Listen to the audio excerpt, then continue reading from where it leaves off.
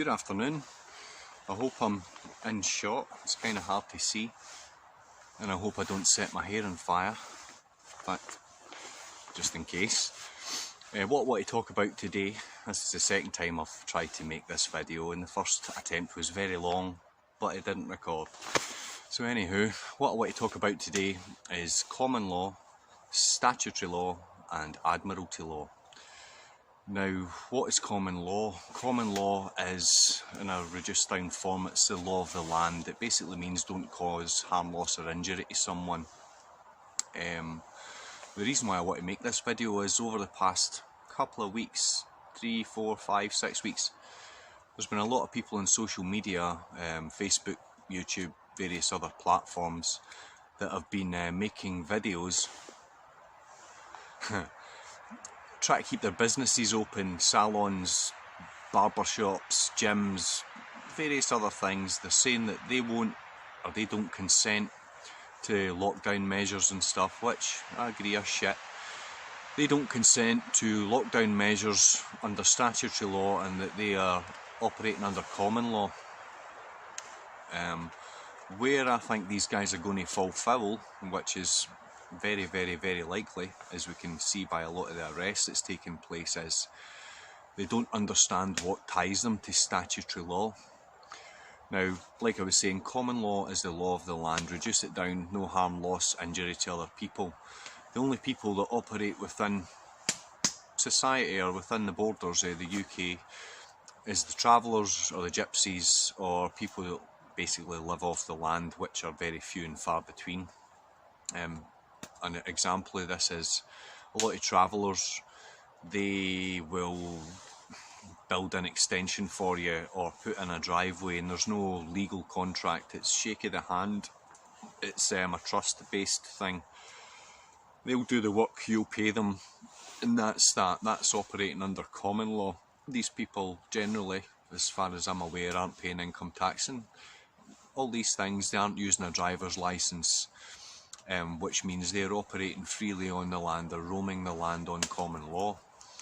Now, when Bob the Builder, he puts up your extension, there's generally a contract which then moves it from common law into statute law or Admiralty law. Admiralty law is just an old-fashioned name for statutes and acts. Anyway, when you use a legal title, which in my case would be Mr. John Carroll, I'm instantly assuming to be the surety for that legal title. Now, what that means is if I'm using a legal title, using a driver's licence, or I have a bank loan or a mortgage, or I pay HMRC income tax or whatever, it's my burden to pay that tax for the use and the benefits that come along with the use of the legal title. Now, where these people who are going to be claiming they stand under common law are going to fall foul is if they do get fines and they refuse to pay them, there will then be a court summons for them if they don't pay the fines. If they don't attend the court summonses, then there will be warrants issued for their arrest where they will appear in front of a court. Now, when you go to a court in the UK, all the UK courts, as far as I'm aware, I might be wrong, this is just my interpretation, but all the courts in the UK are common law courts until a statute law or Admiralty law claim or dispute arises. So if you have been fined, not appeared at a court summons, been arrested, taken to court, and you go along and claim to be operating under common law, it's very easy for a procurator fiscal here in Scotland or a procurator or a prosecutor, anywhere else in the UK to prove that you are appearing in front of the court dishonourably. Basically, you're lying.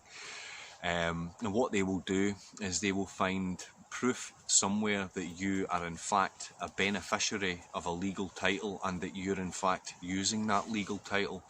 One way they would do this would be to get you simple ones first. Identify yourself using your birth certificate. If you say I am that name on the birth certificate, legally what you're saying is I am the surety for the burden of using that title.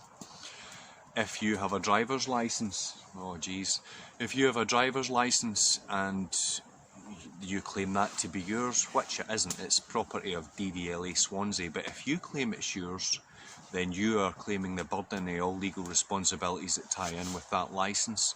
If you have a mortgage, or if you use the NHS, or if you send your children to public school, they will deem that as proof that you are actually operating in the world, or operating within their system on their farm, under statutory law, which is very, very easy to prove. Now, if they prove that you're claiming to be a common law citizen, and that the lockdown rules and the restrictions and any potential statutes that they wish to enforce on you don't apply to you, you claim common law, and then they prove that you are using a driver's license, you are paying HMRC tax, you are paying a mortgage, you do indulge in the legal world, the legislative, that's it, third time lucky, world, then you're appearing in front of the court in dishonour, proving that you're a liar, and you will not only be charged heavier fines, but then you may also be charged court time and for basically paying for whoever's there. So you could really put yourself in a big hole, and I understand why people want to do it. These rules are shit. I don't follow the rules, but there is legal statutes and things which allow you to object to and put your case forward to a court. In my case, various things like the mask, I would use a religion of freedom of religion, as a get out of jail card for that one. 1 Corinthians chapter 11 verse 7, man shall not cover his head, because he is the image and the glory of God. Take that to the bank. But anyway, if they prove that you are operating under statutory law, you're claiming benefit, you're paying council tax, all these things, they're going to really throw the hammer at you, and I understand why people want to do it. But what you need to be doing is put the fear into your MPs and your MSPs. Let them know that you, your neighbours, your pals, everyone in your social media groups, bombard them with what are you doing, why are we being restricted. Show us the facts of the matter, not some statistician's facts or someone with a financial vested interest advising certain people. Show us the hard cold facts of why you're locked down, why they believe it's just so that these statutes and acts are enforced upon you, when people clearly don't agree with them in the most part. But that's my thoughts on that. I was talking yesterday to a really nice lady in one of the Facebook groups that I'm in, and she's printed off all these common law applications where they're going to send them to police guys and courts and barons and all this thing.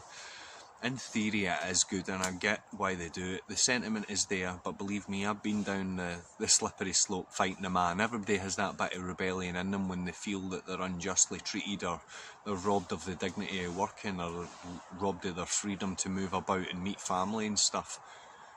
Really, if you believe in having your freedom so much, go out and be free.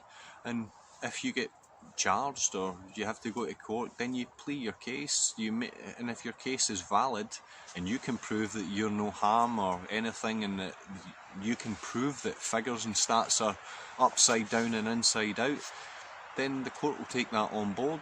And if the court, the sheriff or the judge rules in your favour, then that could be used as case law for others. But I would really bombard your MPs and MSPs, make them take action and let them know that you, if you're so aggrieved or you're so pissed off with their inaction on certain things, say that you will run against them, and your friends, your family, all these people in your community will be voting for you, and their cushy number, sitting in office with their thumb right up their arse, with all their liberal views and their liberal statements and all their hippie shit. There's nothing wrong with hippies, but you know what I mean. This is like the shit. All these people that are just career politicians. But anyway, I don't want to go into a tangent on them. But let them know that there are people in the communities prepared to stand up against them, take their jobs, take their material world that they're used to thus far away from them, and you will represent your community and stuff.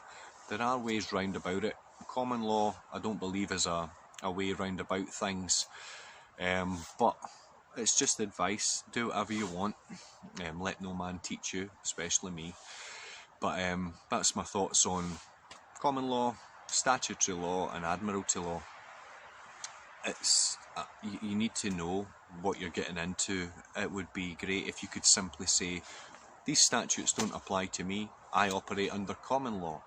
You get your ass pulled into court, these guys are going to say, well, you do operate and live under common law because you send your kids to school, you use an NHS, you use a driver's licence, you pay HMRC income tax, you take benefits, you get a pension, all these things. You are claiming to be a beneficiary of a legal title. That's what ties you to statutory and Admiralty law. So unless you can prove that you do not benefit of any legal title, then they're going to throw the book at you and charge you heaps of dosh. Anyway, thanks very much for your attention. God bless. Goodbye.